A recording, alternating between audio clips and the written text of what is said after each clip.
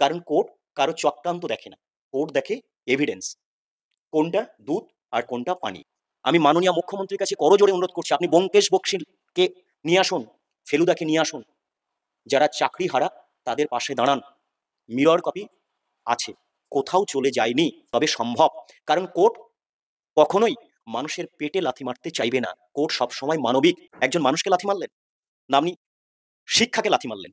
আপনার কাছে আমি প্রশ্ন, আমার যতটুকু ক্যালকাটা পুলিশ সম্বন্ধে জ্ঞান আছে, ক্যালকাটা পুলিশ কখনো লাঠিচার্জ করতে পারে না, একজন কনস্টেবল তো পারেনই না, যিনি মেরেছেন সম্ভবত একজন এসআই, তিনিও লাঠিচার্জ প্রথমে করতে পারেন না। ঊর্ধ্বতন কর্তৃপক্ষের যতক্ষণ না পর্যন্ত অর্ডার অর্ডার থাকে, কে অর্ডার দিলেন আমি জানি না। সরকার মানবিক, মুখ্যমন্ত্রী মানবিক, পুলিশ মন্ত্রী জানি না কি নিদর্শন দেখালেন। আমরা জানি the pen is mightier than sword, একটি কলম ছুরির থেকেও ভয়ঙ্কর। এই কলম কতটা ভয়ঙ্কর ইতিমধ্যেই আমরা জেনে গেছি। জানি চাকরি চুরি হয়েছে, চাকরি হারিয়েছেন 25,753 জন। 2016 সালে তারা এসএসসি পরীক্ষার্থী ছিলেন, তারা চাকরি করছিলেন, দীর্ঘদিন চাকরি করলেন। কিন্তু আমি জানি চাকরি চুরি গেছে, আপনিও জানেন চাকরি চুরি গেছে, কিন্তু এই চাকরি চুরিটা হলো কিভাবে, কে করলো, কিভাবে সম্ভব? এ তো আপনার আমার ঘরের কোনো অলংকার নয় বা টাকাও নয় যে চুরি হয়ে যাবে। এ একটা চাকরি, কিভাবে চুরি হলো, তাও আবার এত জনের, কে যোগ্য কে অযোগ্য, একাধিক প্রশ্ন থাকছে। আমরা কথা বলবো, আজকে আমাদের সঙ্গে রয়েছেন শিক্ষক সুব্রত মণ্ডল। সুব্রত বাবু বর্তমানে ছাপঘাটি ক্ষুদিরাম দাস বিদ্যালয়ের শিক্ষক। 2012 সালে এসএসসি দিয়েছিলেন, তারপর থেকে তিনি শিক্ষকতা করছেন।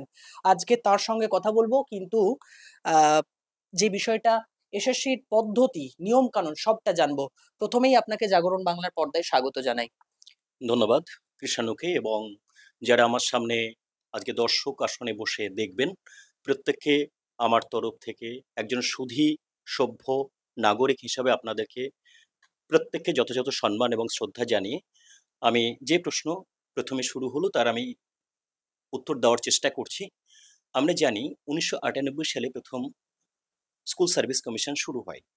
তখন একরকম ভাবে পদ্ধতি ছিল, সেখানে প্রথমে রিক্রুটমেন্ট যে প্রসেসিং, সেখানে প্রথমে সাবজেক্টের পরীক্ষা নেওয়া হতো এবং তারপরে সাবজেক্টে যারা কোয়ালিফাই করতো অর্থাৎ কাট অফ মার্কসে তাদেরকে ইন্টারভিউ নেওয়া হতো।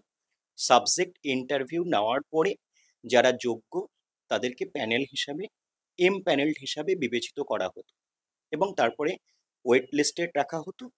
এই করে সিট ফিল আপ করে তাদেরকে চাকরি দেওয়া হতো। আমরা যখন আজকের যে বর্তমান সরকার 2011 সালের পট পরিবর্তনের পরে আমাদের সবার প্রিয় সম্মানীয় মুখ্যমন্ত্রী মমতা ব্যানার্জি যখন তিনি গদিতে বসলেন, তখন আমরা দেখলাম যে সেই পদ্ধতিটাকে একটু পরিবর্তন করা হলো। কেমনভাবে? আমাদেরকে যে প্রসেসিংয়ের মধ্যে ফেলা হলো পরীক্ষায়, সেটা 3টি ধাপে। প্রথমে টেট, টেটে যদি পাশ করা হয় তারপরে সাবজেক্ট দেখা হতো, সাবজেক্টে পাশ করলে তারপরে ইন্টারভিউতে ডাকা হয়েছিল। এই সাবজেক্ট এবং ইন্টারভিউ নাম্বার মিলে এম প্যানেল এবং ওয়েট লিস্টেড ক্যান্ডিডেট করা হয়েছিল। তারপরে ধাপে ধাপে চাকরি প্রত্যেকে যারা যোগ্য ছিল প্রত্যেকে পেয়েছিল। এই 2016 সালে চাকরিতে এসে দেখলাম সেই টেট পরীক্ষাটা উঠে গেল, উঠে গিয়ে ওএমআর শিটের মধ্য দিয়ে শুধুমাত্র সাবজেক্টের পরীক্ষা নেওয়া হলো। সেখানে যারা উত্তীর্ণ হলো সাবজেক্টে তাদেরকে ইন্টারভিউতে ডাকা হলো এবং সাবজেক্ট এবং ইন্টারভিউ মিলে তাদেরকে এম প্যানেলড হিসাবে ঘোষণা করলো এবং যারা ওয়েট লিস্টেড ছিল তাদেরকে প্যানেলাইজড করা হলো। এই 3টে ধাপে আমরা স্কুল সার্ভিস ইতিহাসে দেখেছি, এইভাবেই প্রত্যেককে রিক্রুটমেন্ট দেওয়া হয়েছে।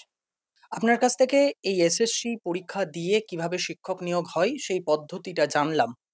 এই পদ্ধতি হওয়ার পরেও আপনি বলছিলেন বর্তমানে যে সরকার ক্ষমতায় আছে সেই সরকার ক্ষমতায় আসার পর পদ্ধতি খানিকটা বদল ঘটেছিল। সেক্ষেত্রে দাঁড়িয়ে এই যে আজকে 25,753 জন চাকরি হারা, তাদের মধ্যে কেউ কেউ বলছেন যে চাকরি চুরি গেছে। আমরা দেখেছি পার্থ চট্টোপাধ্যায়ের ঘর থেকে কোটি কোটি টাকা উদ্ধার হয়েছে। এই পুরো বিষয়টা কি আদেও করা সম্ভব? যে টাকার বিনিময়ে চাকরি বিক্রি, এই বিষয়টা কি সম্ভব? আপনার কি মনে হয়? যদি মনে হয় যে সম্ভব, তাহলে কিভাবে হয়েছে? দেখুন, চাকরি চুরি যাওয়া সম্ভব নয়, কিন্তু সম্ভব। যদি সম্ভব না হতো, আজ কেন যোগ্য অযোগ্যদের প্রশ্ন এসেছে? আমি ইনভেস্টিগেশন কমিশনের লোক নই, আমি একজন ক্ষুদ্র শিক্ষক। কি করে চাকরি চুরি গেছে সেটা আমি এখান থেকে দাঁড়িয়ে বলতে পারি না, তবে সম্ভব হয়েছে বলেই আজকে কোর্ট, মহামান্য হাইকোর্ট, কলকাতা হাইকোর্ট এবং মহামান্য সুপ্রিম কোর্ট দুটো জায়গা থেকে বলছে কনস্টিটিউশনাল দুর্নীতি, যার জন্যে প্যানেলটা যারা যোগ্য তাদেরকেও আজকে এই দুর্নীতির শিকারের জন্য, শব্দটা দুর্নীতির শিকারের জন্য আজকে তাদেরকে পথে বসতে হয়েছে। তাহলে দুর্নীতি চাকরিতে করা সম্ভব। সরকার বলছেন, মুখ্যমন্ত্রী নেতাজি ইন্ডোর স্টেডিয়ামে তিনি ঘোষণা করছেন বিরোধীদের চক্রান্ত, যার জন্য আজকে এতজনের চাকরি চলে গেল। তাহলে তিনি সরকারে রয়েছেন, বিরোধীরা কিভাবে চক্রান্ত করে এতজনের চাকরি হারাতে হলো এতজনকে? দেখুন, প্রথমে মাফ করবেন, আমাদের রাজ্যের সম্মানীয় মুখ্যমন্ত্রী, আমাদের সবার প্রিয়, আমি জানি না কোন প্রসঙ্গে এই কথা বলেছেন। চক্রান্ত কার বিরুদ্ধে করা যায়? শিক্ষকদের বিরুদ্ধে চক্রান্ত? তাহলে তো সামাজিক অবক্ষয় হবে। আমি ধরে নিতে পারি যারা বিরোধী আসনে আছেন তারা চক্রান্ত করছেন, তো তারা শিক্ষকদের বিরুদ্ধে চক্রান্ত করছেন। সরকারে অনেক উইংস আছে, তারা কি জানেন না যে চক্রান্ত করে আজকে চাকরি বাতিল করা হচ্ছে? তো বিরোধীরা চক্রান্ত করলেই যে চাকরি বাতিল হবে, এটা আমি মন থেকে মেনে নিতে পারছি না। কারণ কোর্ট কারো চক্রান্ত দেখে না, কোর্ট দেখে এভিডেন্স, কোনটা দুধ আর কোনটা পানি। কোর্টের সামনে আপনি প্রডিউস করুন যে এরা আমার যোগ্য, এরা আমার অযোগ্য। এখানে বিরোধীদের হাত আমি মানতে পারছি না। কারণ বিরোধীরা যদি আজকে আপনার চাকরি চুরিতে এবং চাকরি বাতিলের যদি ক্ষমতা রাখে, তাহলে বিরোধীদেরকে তো আপনি অনেক বেশি প্রায়োরিটি দিয়ে ফেলছেন। আগামী দিনে এই বিরোধীরা চাকরি খাওয়ার ক্ষমতা রেখেছে, আগামী দিনে আশু সংকেত আমি তো দেখতে পাচ্ছি। আমি সম্মানীয় মুখ্যমন্ত্রীকে আরো একবার জানাবো, এমন কথা বলবেন না যাতে আপনার দিকে বুমেরাং হয়। আমরা সবাই আপনাকে শ্রদ্ধা করি এবং ভালোবাসি। এমন কথা মনে হয় উনি না বলতে পারতেন, তবে কোনো না কোনো প্রসঙ্গে হয়তো বহু মানে যারা যোগ্য শিক্ষক, সেখানে হয়তো ওনার আবেগ কাজ করেছে। অ্যাডমিনিস্ট্রেশন হিসাবে, অ্যাডমিনিস্ট্রেটিভ পাওয়ার হিসাবে উনি এই কথা যদি না বলে থাকেন, আমি অবশ্যই ওনার কাছে কৃতজ্ঞ থাকবো। ওয়েমার শিটের মিরর কপি, এই মিরর কপি এখনো প্রকাশ করছে না। এক্ষেত্রে পর্ষদের যিনি চেয়ারম্যান রয়েছেন, তাদের ভূমিকা কি দেখছেন? মানে কি রকম ভূমিকা তারা পালন করছেন? আমরা প্রশ্নটা কোথায় দাঁড়িয়ে আছি? আজকে যারা আন্দোলন করছে আমার সহ শিক্ষক শিক্ষিকা, আর আমি ফ্যানের তলায় লাইটের নিচে আপনাকে আমি সাক্ষাৎকার দিচ্ছি। ভাবতে অবাক লাগছে, যে শিক্ষকের পাশে আমি গত 2 তারিখ পর্যন্ত বসেছিলাম, তাদের চোখের জলের কান্না আমরা 3 তারিখে দেখেছি। যোগ্য শিক্ষকদের হাউ হাউ করে কান্না, যেটা আমরা প্রতিটা রাত্রে তাদের সহশিক্ষক, তাদের দাদা হিসাবে, কিংবা আমার অনেকেই সিনিয়র যারা ছিল, আমাদের দাদা যারা চাকরি হারিয়েছে, আজকে যন্ত্রণায় আমরাও সমমর্মী, সমব্যথী। কারণ এই যে যোগ্য যারা চাকরি যারা হারালো, তাদের জন্য সরকার যে বারবার যে বার্তা দিচ্ছে, এই বার্তাতে কিছু হবে না। আচ্ছা, আপনি ভাবুন, একটা ছেলে মাধ্যমিক ফার্স্ট ডিভিশন, উচ্চ মাধ্যমিকে ফার্স্ট ডিভিশন, গ্রাজুয়েশনে ফার্স্ট ক্লাস, আপনি আগের চ্যানেলে দেখিয়েছিলেন মাস্টার ডিগ্রিতে first class, first RBU Rabindrabharati university এডুকেশনে গোল্ড মেডালিস্ট, তার যোগ্যতার প্রশ্ন দেখাতে হবে সে অযোগ্য? আমার স্কুলেই তো পিএইচডি হোল্ডার 2 জন ছিলেন, তারা অযোগ্য? তাদেরকে মেনে নিতে হবে। আমার থেকে অনেক গুণসম্পন্ন তারা, পিএইচডি হোল্ডার, তাদেরকে আমরা অযোগ্য বলতে পারি? আপনার প্রশ্নে আসি। Mirror copy.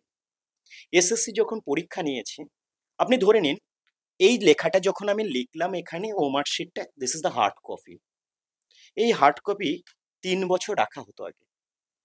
সরকার অ্যামেন্ডমেন্ট করে সেটাকে যে কারণেই হোক, জানি না তার মধ্যে কোনো অভিসন্ধি ছিল কিনা, 1 বছরের মধ্যে তৎকালীন শিক্ষামন্ত্রী পার্থ চট্টোপাধ্যায়ের বদান্যতায়, আমি জানি না কেন সেটাকে ডিস্ট্রয় করা হলো। ডিস্ট্রয় করতে গেলে তার একটা সফট কপি রাখতে হয়।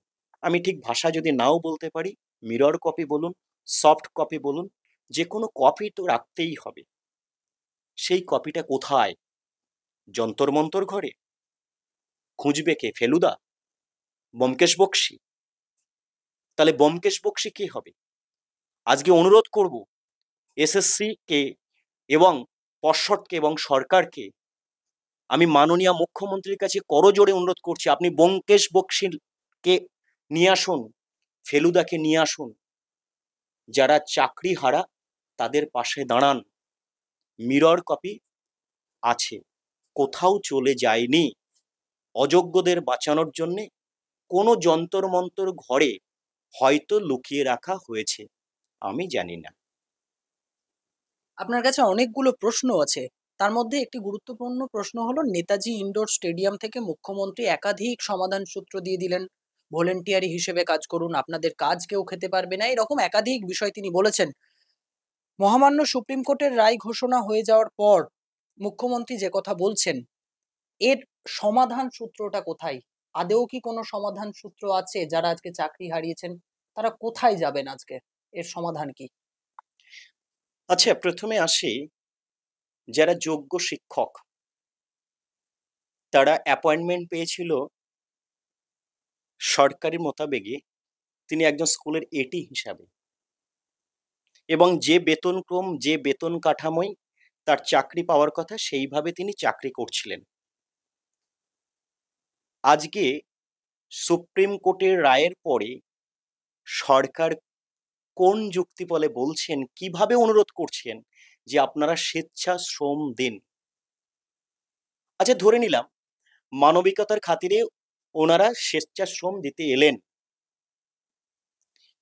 ওই প্যানেলে যারা পিছনে পড়ে আছে, তারা যদি সরকারের কাছে সবাই দাবি করে, 1 লাখ 2 লাখ 5 লাখ ছেলে এসে, দিদিমণি আমরাও স্বেচ্ছাশ্রম দিতে চাই, আপনি ভেবে দেখেছেন যে কত লাখ ছেলে মেয়েকে আপনাকে স্বেচ্ছাশ্রম দিতে হবে? যোগ্য মানুষ স্বেচ্ছাশ্রম দেবে? এটা কোনোদিনই হতে পারে না। কেন হতে পারে না? কারণ তার একটা মর্যাদার লড়াই। সে বস্তুর সহশিক্ষক হিসাবে আজকে যখন সে আসবে, জানবে কারো গলদগ্রহে, কারো দয়া দাক্ষিণ্যতায়, সরকারের দয়া দাক্ষিণ্যতায় এসে ভলেন্টারি সার্ভিস করতে হচ্ছে। তাদের বিবেক প্রশ্ন করেছে, যার জন্যে মাননীয় মুখ্যমন্ত্রীর অনুরোধের পরেও, আমি যদি ভুল না বলি, গুটি কতক স্কুলে কয়েকজন শিক্ষক শিক্ষিকা যাচ্ছেন, হয়তো আগামীকাল থেকে আর কেউই যাবে না। এই অনুরোধ অবাঞ্ছনীয়, অমার্জিত। আমি মুখ্যমন্ত্রীকে বিনম্রভাবে করজোড়ে প্রণাম জানিয়ে বলছি, সেদিন হয়তো আপনি অত অযোগ্য শিক্ষকদের মুখের দিকে তাকিয়ে আপনি দিশাহারা হয়ে গেছিলেন, যার জন্যে আপনার আবেগ কাজ করেছে, এই কথা আপনি বলেছেন। আপনিও জানেন এটা বলা উচিত নয়। এখানে সমাধান কি হতে পারে? আপনার কি মনে হয় যে এর কি কোনো সমাধান আছে? সমাধান সূত্র বেরোতে পারে? আমরা একটা কথা বলি, hope that can never die. আশা কখনো মরে না। এখানে আশা তো কোনো প্রশ্নই নেই। এখানে আশা তো অনেকটা দূরে থাকে। আমি চোখের সামনে এখনো পর্যন্ত, আমার যদি একটু জ্ঞান থাকে, আমার আইনের জ্ঞান নেই, কিন্তু আমি তো চোখের সামনে দেখতে পাচ্ছি এখনো সম্ভব। কেমন করে? মাফ করবেন, সুপ্রিম কোর্টের রায়ের পরে এত বড় কথা বলা মার্জনীয়। আমি জানি না এই কথা বলার পরে কোনভাবে কিভাবে আপনারা কমেন্ট করবেন, দয়া করে কমেন্ট করবেন না। আমি চাই সবাই পাশে দাঁড়ান। সম্ভব কি করে? আমি শুনেছি আইনের পরামর্শ যারা করেন, যে সর্বোচ্চ কোর্টে রায় দেওয়ার পরে সেখানে রিভিউ পিটিশন করা যায় কিংবা কিউরেটিভ ফাইল করা যায়। তো মহামান্য সুপ্রিম কোর্ট প্রথমে বলে দিয়েছে টোটাল একটা কনস্পিরেসি হয়েছে, চাল থেকে কাঁকর আলাদা করা যাচ্ছে না, যার জন্যে সেই অসংখ্য চালকে বাদ দিতে হয়েছে গুটিকত কাঁকরের জন্য। কি করে সম্ভব? স্কুল সার্ভিস কমিশনের কাছে যে মিরর ইমেজ, যে যন্ত্রমন্তর ঘরে লুকানো আছে সেখান থেকে বার করে দিক এবং ওয়েবসাইটে টানিয়ে দিক, টানানোর পর একটা ফ্রেশ প্যানেল করুক, যারা যোগ্য রিটেন ইন্টারভিউয়ের পরে আবার একটা প্যানেল করে দিয়ে বলুক ওখানে জমা তো দিক একবার। রাজ্যের এজি আছেন, রাজ্যের বহু আইনজীবী আছে, মাফ করবেন আইনজীবীরা আমাদের থেকে বহু গুণী মানুষ, তারা যদি সর্বতোভাবে সবাই চেষ্টা করে এই কপিটা নিয়ে গিয়ে মহামান্য সুপ্রিম কোর্টের যেখান থেকে চাকরি বাতিল হয়েছিল প্রধান বিচারপতির স্লাস থেকে, সেখানে যদি জমা দেওয়া হয়, তাহলে আমার মনে হয়, আমি জানি না, আমি আইনের ছাত্র নই, তবে সম্ভব। কারণ কোর্ট কখনোই মানুষের পেটে লাথি মারতে চাইবে না, কোর্ট সবসময় মানবিক। আর এরা তো চুরি করেনি, এরা তো কেউ ডাকাত নয়, এদের বিরুদ্ধে মানে ক্রিমিনাল অফেন্স নেই যে এদেরকে যা রায় হয়েছে সেই রায় সারা জীবন বলবৎ থাকবে। আপনি পরিষ্কার করে বলুন হুজুর এরা আমার যোগ্য, এরা অযোগ্য, এদেরকে আপনি বাতিল করে যোগ্যদের চাকরিটা ফিরিয়ে দিন। আরেকটি অনুরোধ করব প্রথমে এখানে, সেটা হচ্ছে যে এই যারা আইনজীবী আছেন সরকারি বিরোধী সবাই মিলে আসুন, সবাই আইনি পরামর্শ নিয়ে গিয়ে সরকারের কাছ থেকে অরিজিনাল মিরর ইমেজ যেটা আর কি বলছি তার একটা লিস্টটা নিয়ে ইমিডিয়েট ফাইল করুন, ইমিডিয়েট ফাইল করুন। কবে করবেন? ডিলে করছেন, গরমের ছুটি পড়বে বলে? আমি জানি না, আমি জানি না, গরমের ছুটি চলে আসবে, সামার ভ্যাকেশন আসবে, সেই সামার ভ্যাকেশনের দুদিন আগে করবেন, এক মাস আরো পিছিয়ে যাবেন, আমি জানি না। যত দ্রুত সম্ভব অরিজিনাল যারা চাকরি তাদের লিস্টটা ইমিডিয়েট জমা দিন। আশা করি আমি চাকরি যারা যোগ্য তারা ফিরে পাবে, পাবে, পাবে। যোগ্য চাকরিহারাদের যখন বিষয় নিয়ে আপনাদের কথা বলছি যে সমাধান সূত্র কি, সেখানে দাঁড়িয়ে আন্দোলন তীব্রতর হচ্ছে। আজকেই তারা অনশনের ডাক দিয়েছেন, অনশন সম্ভবত শুরুও করে দিয়েছে এসএসসি ভবনের উল্টো দিকে। এক্ষেত্রে দাঁড়িয়ে এই যে আন্দোলনের পদ্ধতি, এই পদ্ধতি কি ঠিক রয়েছে যে সরকারের কাছ থেকে চাকরিটা মর্যাদা সহিত ফিরিয়ে আনা? এই আন্দোলন কি তাদের যে আন্দোলন, এই আন্দোলন নিয়ে কি বলবেন? দেখুন, আমি প্রথমেই বলেছি তারা রাস্তায়, আমি ঘরে বসে আছি, সবাই শিক্ষিত মানুষ, আমি প্রত্যেককে রেসপেক্ট জানিয়ে একটি কথা বলবো, লড়াইয়ের ময়দানে শেষ অস্ত্র ব্রহ্মাস্ত্র প্রথমে প্রয়োগ করে ফেলবেন না, ব্রহ্মাস্ত্রটা কাছে রাখুন, পারলে অন্যান্য যেগুলো বরুণ অস্ত্র, অগ্নিবাণ, এগুলো প্রয়োগ করুন, ব্রহ্মাস্ত্রটা প্রথমেই প্রয়োগ করতে যাবেন না, তাহলে শরীর দুর্বল হয়ে যাবে। শরীর দুর্বল মানে মনের দুর্বলতা আসবে, মনের দুর্বলতা আসলে এমনিই তো আপনাদের প্রথমে পেটে লাথি মেরে দিয়েছে, তো সেইখানে দাঁড়িয়ে প্রথমেই অনশনের পক্ষে আমি নই, আমি আন্দোলনের পক্ষে আছি। কালকে জেলায় জেলায় ডিআই অফিস অভিযান হয়েছিল, সেক্ষেত্রে দাঁড়িয়ে কলকাতার যে ডিআই অফিস কসবা, সেখানে যেভাবে পুলিশের লাঠি এবং লাথি দুটোই চলেছে যোগ্য শিক্ষকদের ওপর, সেই পুলিশ অফিসারও একজন শিক্ষকের কাছ থেকে পড়াশোনা করে, একজন নয় একাধিক শিক্ষকের কাছ থেকে পড়াশোনা করে তিনি আজকে পুলিশ অফিসার হয়েছেন। আমি জানি না পরবর্তীতে আর কোনো দুর্নীতির বিষয় সামনে আসবে কিনা। যেভাবে শিক্ষকদের ওপর লাথি চলেছে, এই বিষয়টা কিভাবে দেখছেন এবং কি বলবেন এই ব্যাপারে? আমরা, যদি আমার সাল তারিখ ভুল না হয় মাফ করবেন, 1886 সালে ক্যালকাটা পুলিশের মনে হয় গঠন হয়, যদি ভুল হয় ক্ষমা করে দেবেন। একটা কলকাতা পুলিশের এমন এহেন আচরণের আমি তীব্র প্রতিবাদ জানাই। কাকে লাথি মারছেন? একজন মানুষকে লাথি মারলেন, না আপনি শিক্ষাকে লাথি মারলেন? আপনার কাছে আমি প্রশ্ন। আমার যতটুকু ক্যালকাটা পুলিশ সম্বন্ধে জ্ঞান আছে, ক্যালকাটা পুলিশ কখনো লাঠিচার্জ করতে পারে না। একজন কনস্টেবল তো পারেনই না। যিনি মেরেছেন সম্ভবত একজন এসআই, তিনিও লাঠিচার্জ প্রথমে করতে পারেন না। ঊর্ধ্বতন কর্তৃপক্ষের যতক্ষণ না পর্যন্ত অর্ডার থাকে, কে অর্ডার দিলেন আমি জানি না। সরকার মানবিক, মুখ্যমন্ত্রী মানবিক, পুলিশ মন্ত্রী জানি না কি নিদর্শন দেখালেন, আমি বলতে পারছি না। সরকার মানবিক, মুখ্যমন্ত্রী মানবিক, পুলিশ মন্ত্রী অযোগ করে দিলাম। না হলে কেন আজকে শিক্ষার উপরে লাঠি আঘাত? লাঠি নয়, লাথি। আমার প্রশ্ন, যিনি লাথি মেরেছেন বা লাঠি মেরেছেন, দয়া করে পুলিশের যারা ঊর্ধ্বতন কর্তৃপক্ষ আছে ওনাদের চাকরিটা আর খাবেন না। কারণ ওনার বাড়িতেও বউ বাচ্চা আছে, ওনারা মারতে চাননি, আপনাদের বদান্যতায় হয়তো মেরে ফেলেছে। তবে বাড়ি যাওয়ার পরে আমি খুব ভালো করে জানি ওনার ছেলে মেয়ের কাছে প্রশ্ন করতে হয়েছে, বাবা তুমি শিক্ষককে লাথি মেরেছ? কাল আমি যখন স্কুলে যাব তখন বলবে তোর বাবা শিক্ষককে লাথি মারছে। আমার মনে হয় উনি আগামী দিনে কখনো এই অন্যায় করবেন না। এখন প্রশ্ন হচ্ছে, এই ২৬,০০০, ২৫,০০০ ৭৫৩ জন যাদের চাকরি আজকে চলে গেল, কেবল কি এদের সাথেই সরকার বঞ্চনা করলো? নাকি যারা লক্ষ লক্ষ ছাত্রছাত্রী এসএসসি দিতে পারছেন না দীর্ঘদিন ধরে, তাদের সাথেও বঞ্চনা হলো? তাদের ভবিষ্যৎ কি? কোথায় যাবে সমাজ? একটু আমি বলে রাখি, ২০১১ সালের পরে আমরা যখন এই সরকার এলো, একটা বিরাট প্রত্যাশা, আমরাও দেখেছি সত্যিই প্রত্যাশা পূরণ হতে শুরু করেছিল। প্রথম এসএসসি ২০১১ সালে সরকার আসার পরে স্কুল সার্ভিস কমিশনের চেয়ারম্যান চিত্তরঞ্জন মণ্ডল একটা ইনোভেটিভ একটা পদ্ধতি আনলেন। শিক্ষামন্ত্রী তৎকালীন, যিনি বর্তমানে সম্মানীয় ব্রাত্য বসু, তিনি একজন কলেজের অধ্যাপক, আসলেন। প্রত্যেকের মধ্যে একটা উৎসাহ,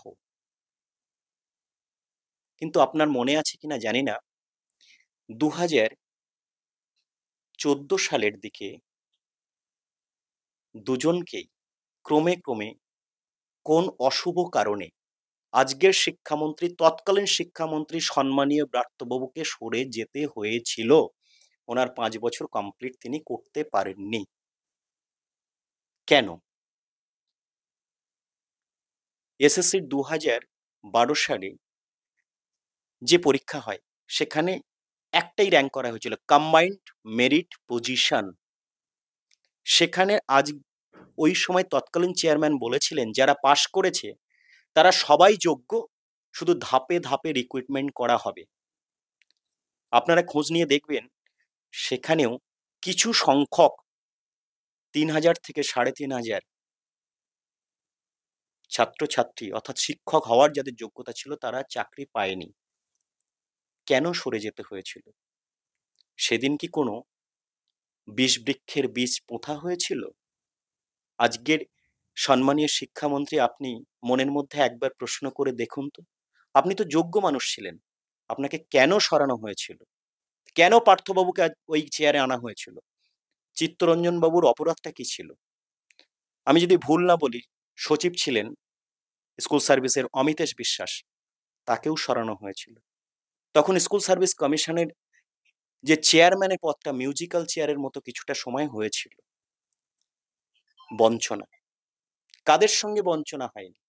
বঞ্চনা হয়েছে যারা চাকরি, স্কুলে আজকে আমার পাশে বসে বিভিন্ন স্কুলে পরীক্ষা চলছে, সেখানে যাদেরকে ডিউটি করার দরকার, চক ডাস্টার নিয়ে ক্লাস করা দরকার, তারা বৃষ্টি পড়তে পারে, কলকাতায় জানি না ওয়েদার কেমন, প্রচন্ড রোদ, তারা কেন রাস্তায় থাকবে? কেন রাস্তায়? কি অন্যায় তাদের? তাদের সঙ্গে যতটাই বঞ্চনা হয়েছে, বঞ্চনা কেমন? যোগ্য অযোগ্য, যোগ্য অযোগ্য, যোগ্য অযোগ্য। সেই ২০১৬ সালের পরীক্ষা, ১৮ সাল থেকে রিক্রুটমেন্ট, ১৯ সাল পর্যন্ত রিক্রুটমেন্ট চলেছে, তারপরে আজকে বাতিল। আপনি ভেবেছেন 2016 সালের এসএসসি যারা দিয়েছিল, আজ কত সাল?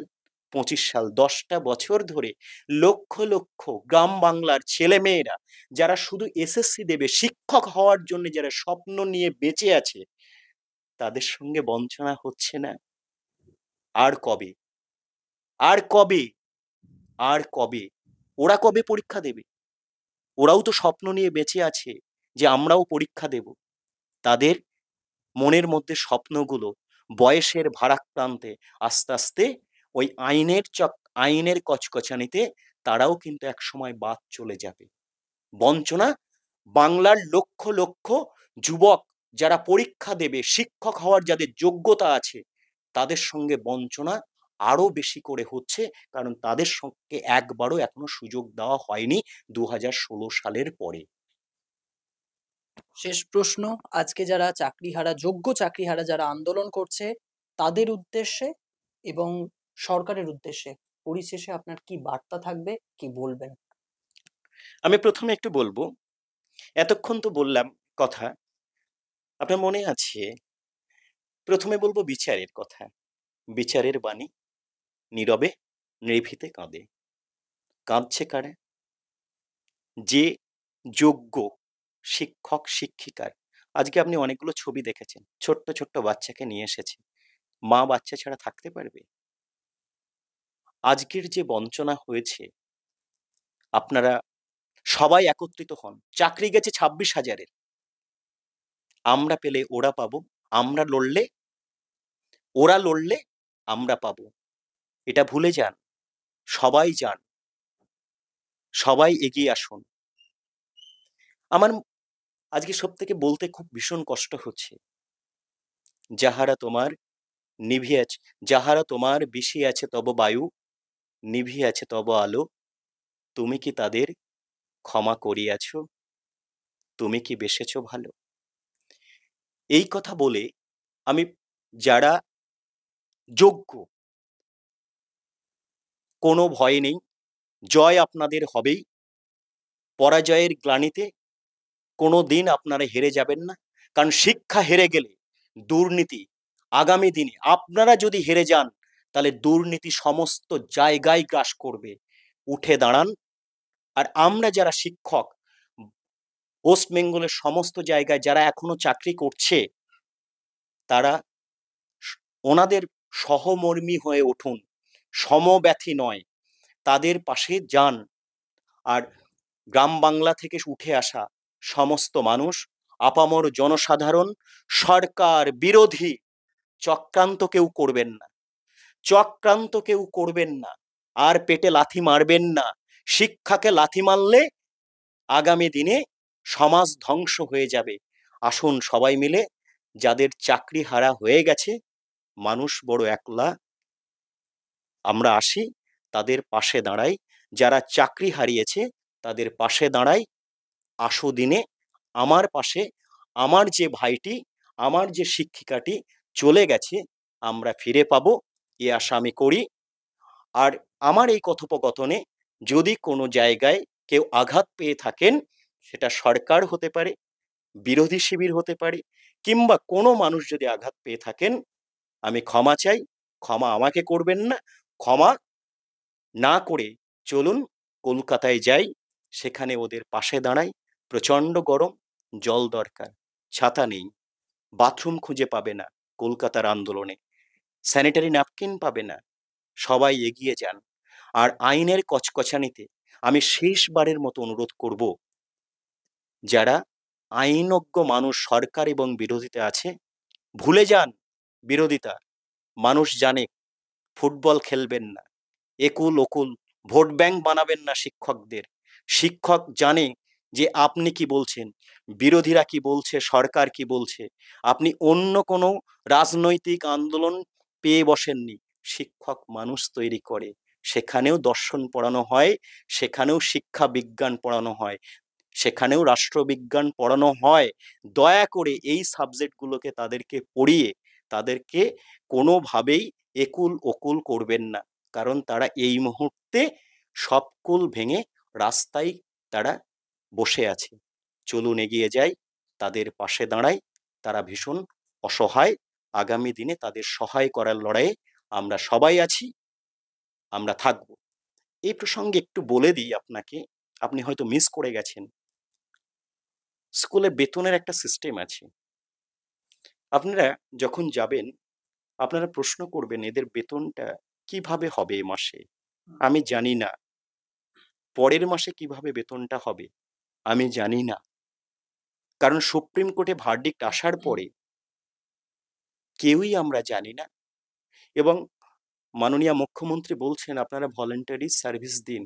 বিদ্যালয়ে প্রধান শিক্ষক যারা আছেন ওয়েস্ট বেঙ্গলের, তারা কোন খাতায় সই করাচ্ছেন, অ্যাটেন্ডেন্স খাতায় না আলাদা খাতায়, আমরা জানি না। আমরা জানতে চাই যে ওদের বেতনটা থাকুক, ওদের বেতনটা ক্রমান্বয়ে যেমন আছে তেমন করে থাকুক, যতদিন না পর্যন্ত এই সুরাহা হয়। এবং এই সুরাহাটা এমনভাবে যেন না হয় যে নতুন পরীক্ষায় বসিয়ে আবার এদেরকে বলি করে দেওয়া হোক। যোগ্যদের যেন পরীক্ষার মধ্যে না বসে যোগ্যের লিস্টটা দিয়ে যোগ্যের চাকরি ফিরিয়ে দেওয়া হোক। আসুন সবাই আরো একবার বলি, পাশে দাঁড়াই, সাথে দাঁড়াই। ওরা বড় একলা, আগামী দিনে আপনিও যেমন একলা হয়ে যখন যাবেন, আপনারও পাশে সহমর্মী হিসাবে আমরা সবাই দাঁড়াবো। আমরা আছি, ছিলাম, থাকবো। আমার একটা প্রশ্ন উঠে এলো আপনার কথাই। সেটা হচ্ছে যে শিক্ষকরা বা আপনারা যারা এখনো চাকরি করছেন, তারা সহমর্মিতা জানাচ্ছেন, তারা পাশে দাঁড়াতে চাইছেন, পাশে দাঁড়ানোর অনুরোধ করলেন। এখন তো স্কুলের পর স্কুল ফাঁকা হয়ে গেছে। ছাত্রছাত্রীদের কি হবে? ১ম প্রশ্ন। সরকারের কোনো উদ্যোগ নয় তো বেসরকারিকরণের দিকে তড়িঘড়ি নিয়ে যাওয়ার বিষয়টি? দারুণ প্রশ্ন করেছেন। আমরা বড় বড় মিছিল থেকে স্লোগান করি। আগের আমলে শুনেছি শিক্ষাকে বেসরকারিকরণ করা হচ্ছে। কারা করতেন? যারা শাসক। আজকে বিরোধীরা বলছে শিক্ষাকে বেসরকারিকরণ করা হচ্ছে। কারা করছে? কেন করছে? আমরা কি ধরে নিতে পারি এই চক্রান্ত, এই দুর্নীতি করে শিক্ষাঙ্গনের শিক্ষকদেরকে চোরের তকমা লাগিয়ে দিয়ে সরকারি শিক্ষা প্রতিষ্ঠানগুলোকে ক্রমে ক্রমে ছাত্র সংখ্যা যাতে না পাঠানো হয়, সেটা আগামী ভবিষ্যতের জন্য দুরভি চক্রান্ত নয় তো? ভেবে দেখবেন, ভাবুন, ভাবতে শিখুন। নাহলে আগামী দিনে যারা খেটে খাওয়া মানুষ তাদের ছেলেগুলো কি করে বেসরকারি স্কুলে পড়বে? এটা কোনো চক্রান্ত নয় তো? যে এই রকম তাল গোল পাকিয়ে দিয়ে সরকারি শিক্ষা প্রতিষ্ঠানগুলোকে ভেঙে দেওয়া হোক। আপনি কি জানেন আজ শিক্ষা ব্যবস্থার মধ্যে চেয়ার আছে, টেবিল আছে, ছাত্র আছে, ক্লাসে ছাত্র নেই। ভাবতে কষ্ট হয়, বলতেও কষ্ট হচ্ছে। শিক্ষামুক্ত শিক্ষাঙ্গন যেন না হয়ে যায়। আগামী দিনে যে সরকারি বড় বড় বিল্ডিংগুলো, সেগুলো শিক্ষামুক্ত শিক্ষাঙ্গন করার ক্রমে ক্রমে পদক্ষেপ নয় তো? ভাবুন, ভাবতে শিখুন। এই ভাবনা থেকে সবাই এগিয়ে আসুন। তাহলেই সবাই ভালো থাকবে। আপনার বাড়ির ছেলেটা সরকারি বিদ্যালয়ে পঠন পাঠন করতে পারবে। এমনিই বিদ্যালয়ের শিক্ষকের অভাব, তারপরে যে অভাব ঘটানো হচ্ছে। আরো অনেক শিক্ষা প্রতিষ্ঠান আছে, প্রাইমারি শিক্ষা, সেখানেও জানি না কি হবে, যেন না হয়। আমি কালবৈশাখীর ঝড় যেন সেখানে কোনো রকম বজ্র বিদ্যুৎ নিয়ে না পড়ে, যেন না হয়। সাধু সাবধান। সমাজের প্রত্যেকটা মানুষকে অনুরোধ করব, সবাই সচেতন হন। শুধু রাজনীতির মিছিলে গিয়ে ঝান্ডা ধরে লড়াই কাদের বিরুদ্ধে করছেন? আপনার ছেলে মেয়েটি কোথায় পড়বে? শিক্ষকের বিরুদ্ধে লড়াই করছেন, শিক্ষকের বিরুদ্ধে পেটে লাথি মারছেন। মারবেন না। কারণ শিক্ষাই একমাত্র মানুষকে সহনশীল করতে শেখায়, মানুষকে মানবিক চেতনা বোধ শেখায়, মানুষকে মনুষ্যত্ব দেয়। সেই মনুষ্যত্বের পাঠশালা যে শিক্ষাঙ্গন, সেটাকে ভেঙে দেবেন না এই রকম চক্রান্ত করে। বুঝতে শিখুন, বোঝান।